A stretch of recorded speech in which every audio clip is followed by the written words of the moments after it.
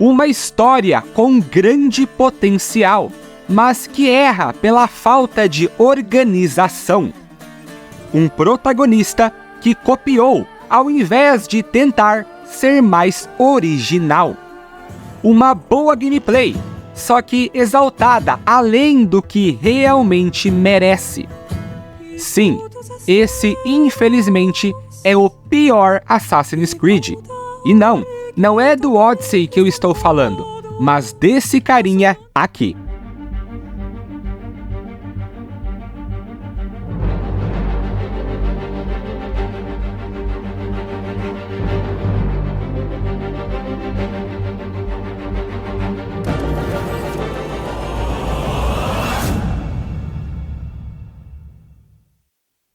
O ano era 2014 e a Ubisoft se preparava para lançar seu próximo grande título, Unity.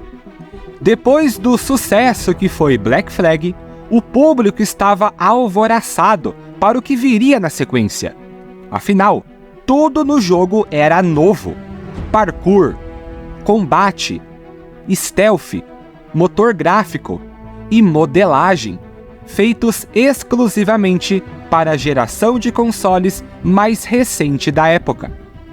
Como sempre, o marketing da empresa era forte e tornou Unity um dos títulos mais hypados daquele ano, impressionando a todos pela sua densidade, beleza e fluidez.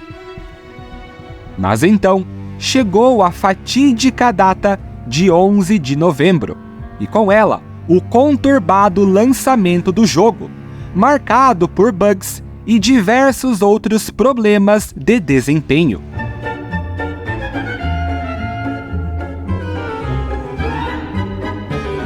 Com a imagem de Assassin's Creed e da própria Ubisoft manchadas, nem a sequência conseguiu se salvar, encaminhando para a total reformulação da saga lá em Origins.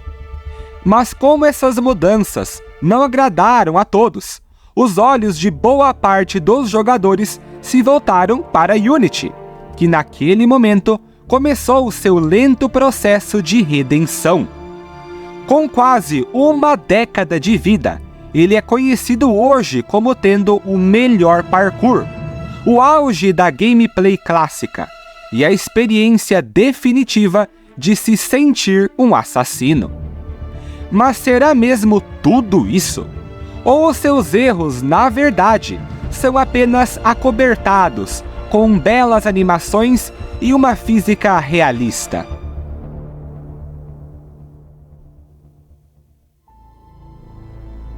Os problemas de Unity começam justamente pelo rosto do jogo. Arnaud foi uma clara tentativa de trazer uma versão revitalizada e francesa de Ezio. Um protagonista jovem, galanteador, carismático, que passa por uma jornada de vingança até chegar em seu amadurecimento.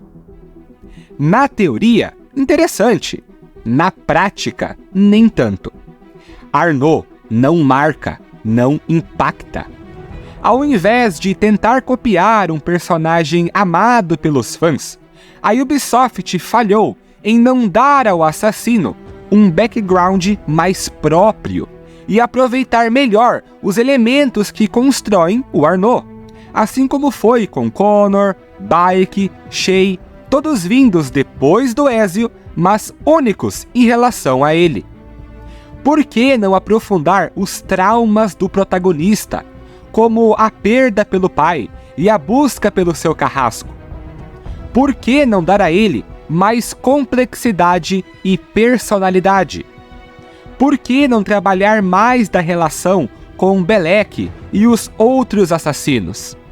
No final, Arnaud acabou ficando raso, unilateral, com aquela sensação de que falta alguma coisa, uma vingança mais convincente e um propósito mais real, que principalmente o conectasse ao jogador e o destacasse frente a outros personagens realmente trabalhados quanto ele jamais foi. Claro que vingança é um tema bem recorrente dentro da franquia. Ezio passou por isso, Connor passou por isso, Bayek também, e ao que tudo indica, Naoi será a próxima. Ainda assim, o problema não é esse tipo de jornada, mas a forma como ela é trabalhada. E nesse momento surge outro grande erro do jogo. Se o protagonista pecou em desenvolvimento, a história precisou de menos comodidade e, pelo amor de Deus, mais encadeamento. Unity possui vários elementos narrativos super interessantes. A relação de amor entre um assassino e uma templária, a ligação direta com Shay, figuras históricas de peso, um grão-mestre que também é um sábio, fora uma das mais importantes espadas do Éden, e o próprio Jacques de Molay. Muitas coisas que não tiveram um espaço bem repartido durante a trama, fazendo com que os jogadores nem entendessem a conexão de tudo. E o principal fator que gerou isso é a falta de organização, principalmente pela união com o modo online. Durante as campanhas promocionais, o principal foco da Ubisoft era apresentar o modo co-op do game, onde agiríamos em nossa própria célula de assassinos por Paris.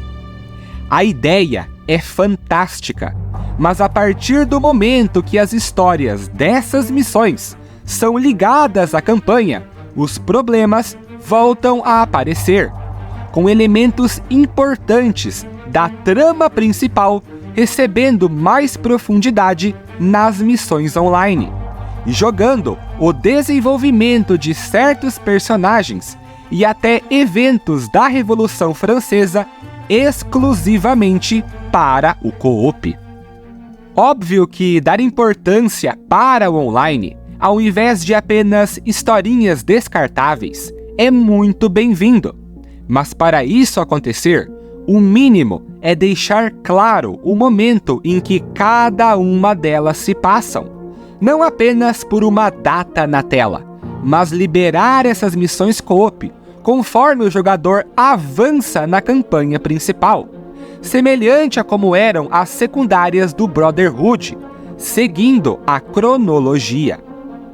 Dependendo da ordem que o jogador escolha fazer as missões, pode, por exemplo, acabar recebendo spoilers do jogo base, como a morte do mentor Mirabeau e a investigação contra Robespierre. Sem contar 2 casos específicos que me incomodam bastante. A bagunça que virou a vida do Arnaud dentro da Irmandade e a sua relação com Napoleão. Quem jogou Unity deve se lembrar que nas sequências finais, o protagonista é expulso dos assassinos e se refugia em Versalhes, onde é encontrado por Elise e incentivado a não desistir. Juntos, eles retornam a Paris e eliminam os templários restantes para encontrar Germain. E após matá-lo, vemos Arnaud com seu traje de mestre assassino refletindo sobre a jornada que passou, mais sério e amadurecido. Mas e qual o problema? Ele eliminou o vilão e foi aceito outra vez na Irmandade. Aí que você se engana.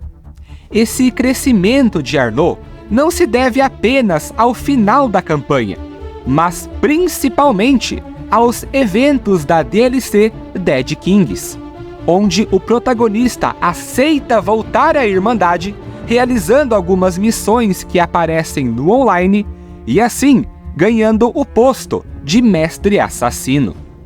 Já o caso de Napoleão é ainda mais complicado. Em 1792, Bonaparte conheceu Arnaud no Palácio das Tulheiras, enquanto procurava a chave que futuramente abriria o cofre precursor lá na DLC.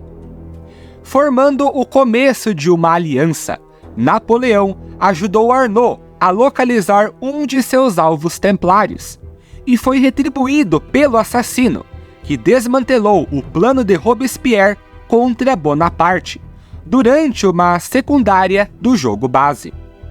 Depois disso, temos os eventos de Dead Kings, onde o comandante francês foi até Saint-Denis conferir as escavações do cofre Iso em busca da maçã do Éden, que graças a Arnaud foi tirada da posse de Napoleão e enviada à Irmandade do Egito.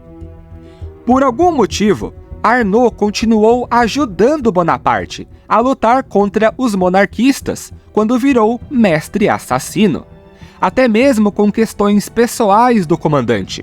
Tudo isso visto também em missões secundárias e online, que adivinha, foram dadas ao jogador antes da DLC ser lançada. Em 1798, Napoleão recuperou a maçã do Éden para si, em uma campanha militar no Egito, usando seu poder para tomar controle e tornar-se o primeiro cônsul da França, ainda trabalhando com Arnaud, onde mais uma vez não é dito o porquê do assassino não saber ou mesmo ter deixado o artefato em posse de Bonaparte, que ainda estava com a maçã até meados de 1812, anos depois. Essa relação de Arnaud com Napoleão ficou muito mal contada, por não apresentar a ordem cronológica de forma clara, ora aparecendo como aliados e ora como rivais, provando como a história de Unity peca na organização, faltando desenvolvimento para a trama e seus personagens. Não entendeu algo? Um evento aconteceu sem explicação e parece não se conectar com o anterior? Pois é, boa sorte procurando a resposta em missões secundárias e online sem saber qual é a certa. Na maioria dos jogos da franquia, vemos os líderes dos assassinos como figuras inspiradoras e sábias, mas nunca perfeitas, acertando e errando como todos nós. Enquanto Ezio foi um mentor comprometido, de visão aberta e pensando além dos limites do credo, Aquiles cedeu ao ego, à corrupção, e foi um dos responsáveis pela ruína da sua própria irmandade. O problema é quando um conselho inteiro parece um mero coadjuvante no próprio jogo, falhando sem um motivo claro na narrativa, trabalhando de forma irracional e, o pior, não sabendo aproveitar seu contingente de assassinos.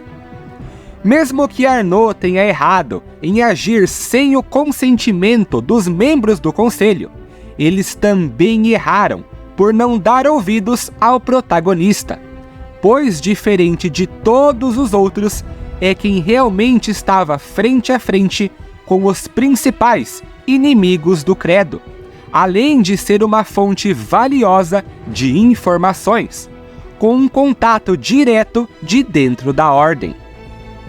Enquanto Mirabeau, o mentor da Irmandade Francesa, era o único membro do conselho que parecia ter um mínimo de senso, os mestres eram extremamente dependentes dele e não conseguiam chegar a um único consenso juntos, entrando em discussões inúteis que só enfraqueciam a Irmandade. Vocês podem até pensar que isso é apenas uma outra maneira de abordar os líderes do credo, como comentei antes. E de fato seria, se após o assassinato de Mirabeau, os membros do conselho simplesmente não reagissem a isso. Não temos nenhuma única cena que aborde a investigação do que aconteceu, e o peso que essa perda e a própria traição de Belek significaram para o grupo. Como Unity se esqueceu da morte de um mentor? Calma, calma. Na verdade, não se esqueceu. Quer saber onde ver?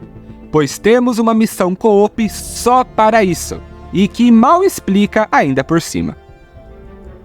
Mas tem coisas que, se esse jogo não explica no online, dirá na campanha. E uma delas é a visão de águia. Pera aí, agora até isso tem problema? É a mesma desde o primeiro título. A questão não é a habilidade em si, mas o uso que fazemos dela em um momento bem específico. Lembram que quando eliminamos alguém importante, temos a famosa cena do leito de morte, onde o protagonista tem a última conversa com o alvo? Em Unity, isso é retirado, e Arnaud se torna capaz de ver nas memórias da pessoa exatamente aquilo que precisa, e por incrível que pareça, até conversar, assim como nas cenas finais de Germain. Esse elemento é fundamental na trama, pois é com ele que a história segue. Mas mesmo com toda a sua importância, não é explicado em nenhum momento como funciona. O que é engraçado, porque o próprio diretor criativo do jogo, Alex Amancio, garantiu durante uma entrevista que a resposta estaria em Unity. Onde? Só ele sabe. Mas tem outra coisa que eu também não sei. O motivo de você ainda não ter curtido o vídeo. Tá gostando do conteúdo? Então clica no botão do like, se inscreve no canal e vai rapidinho nos comentários colocar a hashtag Olhos da Senu, para eu saber que você já assistiu até aqui. Pronto? Então, de volta pro vídeo. Outro elemento que ficou jogado na trama é a Espada do Éden, aparecendo lá no início do jogo durante os eventos da queda pública dos Templários e desaparecendo completamente depois, fazendo o jogador se esquecer que ela existe e tirando o peso do seu retorno nas cenas finais. Mesmo com seus poderes de teleporte e rajadas de energia, a espada ficou desconexa com a história. Não há ligações ou uma preparação que anseie a sua chegada. Ela volta, o vilão a utiliza contra você e pronto, é toda sua para usar no mundo aberto. Unity até tenta justificar que a arma é uma forma de relacionar Germain com Demolay, que após ser atormentado por visões estranhas que quase o levaram à loucura, encontrou um propósito nas palavras do antigo templário, que assim como ele, também era um sábio, ou seja, uma reencarnação do Iso Aita. Mas isso também acaba sendo estranho, pois o jogo, que era prometido como uma porta de entrada para novos fãs, não explica em nenhum momento o que é um sábio, e nem o próprio Arnaud parece saber, tornando as palavras finais de Germain vazias e sem sentido para quem assiste e até para o assassino. Além disso, muitos jogadores não entenderam que Demolay também era uma reencarnação de Aita, pois além de não termos diálogos que abordem isso diretamente, a principal característica de um sábio foi esquecida pelos desenvolvedores: os olhos de cores diferentes, conhecido como heterocromia. Uma pena que uma figura importante para o universo de Assassin's Creed tenha sido trabalhada de uma forma tão preguiçosa, assim como foi o Dia Moderno, totalmente secundário na trama de Unity. Ao invés de um protagonista, a proposta é nós mesmos sermos a pessoa que vê essas memórias. Meu Deus! Qual a serventia e segurança que a Irmandade teria em confiar sequências completas de memória e expor a verdade sobre os assassinos, templários e a Abstergo para alguém totalmente externo ao conflito. Isso tira muito da profundidade dessa parte da história, enfraquece a relação entre o personagem do presente e o personagem do passado, e o objetivo de se visitar essas memórias, que inclusive é bem descartável em Unity. A ideia era descobrir se os restos de Germain ainda seriam viáveis para os Templários, no projeto de reconstrução do DNA dos Iso, já que os sábios são uma grande fonte dele. Mas ao invés de um final com mais emoção, terminamos sabendo apenas que o estado de decomposição dos ossos já não era útil. E pronto, nada mais, nada menos. As próprias fendas Helix poderiam ter sido um pilar fortalecedor da história, por acontecer graças ao dia moderno. Infelizmente, elas acabam por não recompensar com novas cenas ou diálogos que acrescentem algo realmente útil, servindo mais como um apelo visual diferente.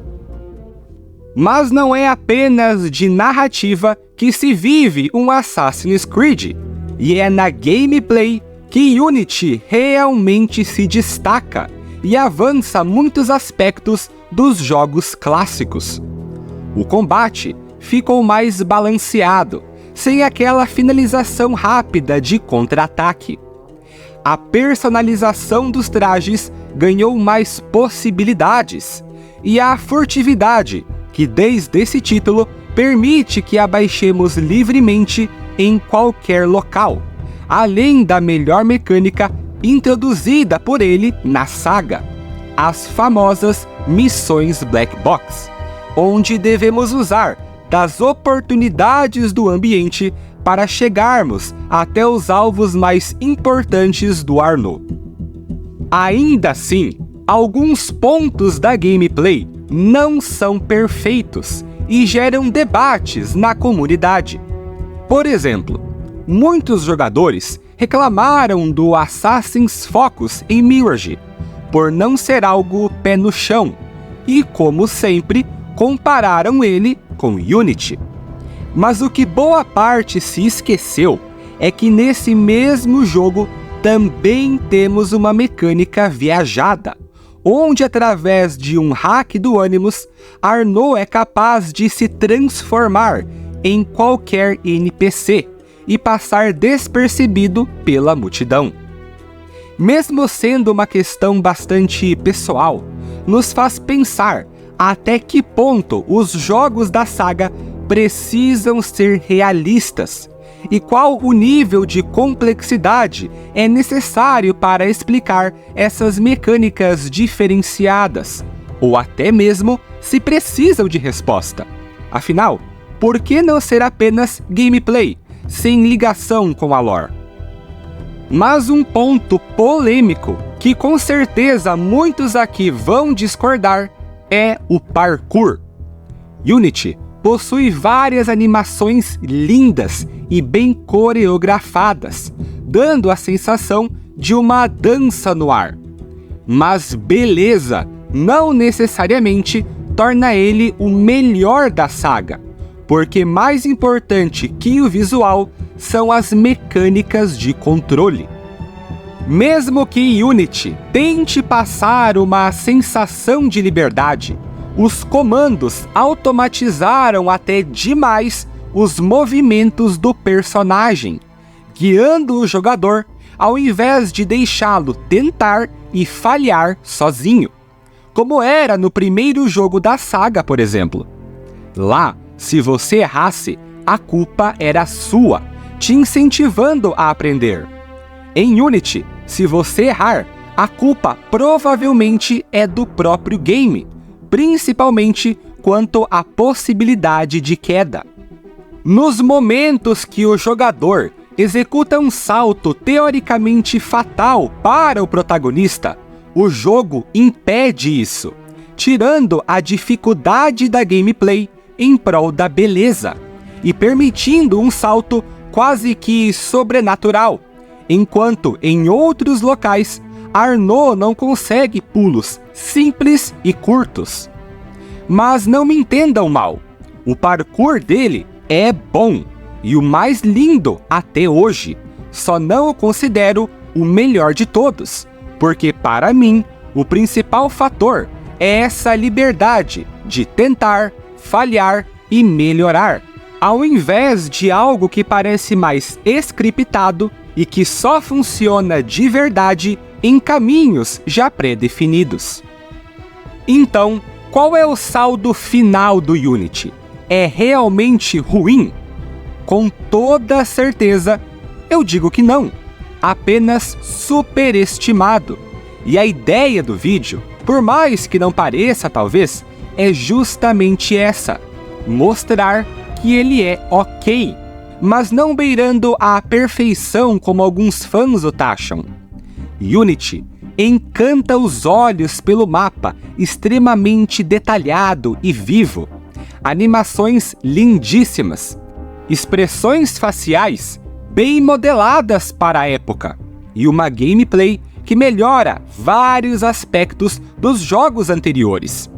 Mas mesmo tendo seus pontos positivos, os negativos se tornam bem evidentes e, ao menos para mim, impedem de pôr ele à frente de outros títulos como Origins, Revelations, Rogue e Black Flag, que acertam tanto em gameplay quanto em narrativa ao mesmo tempo. Unity, infelizmente, é a prova que a beleza, o gráfico, não são o mais importante em um jogo, mas sim o conjunto completo da obra. Diferentes fatores trabalhando para criar em um game verdadeiramente incrível.